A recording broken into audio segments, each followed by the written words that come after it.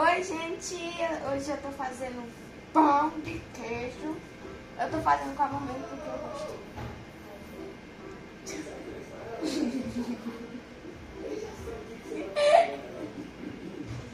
Mãe, por que a senhora tá fazendo essa cara? Mãe. Tu tá gravando um vídeo ou tu tá falando comigo? Os dois. Não. Quando tá se gravando vídeo, não fala com câmera, não. Fala assim, então a senhora tem que assistir Emily Vick, viu? Você não é Emily Vick? Você é inteligente. Emily Vick é inteligente. Não, não é. Parece uma retardada. Mãe, Emily Vick pode assistir esse vídeo, tá bom? Esse negócio aí, ó, tá quebrado, tá vendo? Gente, hoje eu tô fazendo pão de queijo. O negócio ali já tá ligado. E É isso. é isso. Até daqui a Tchau. pouco.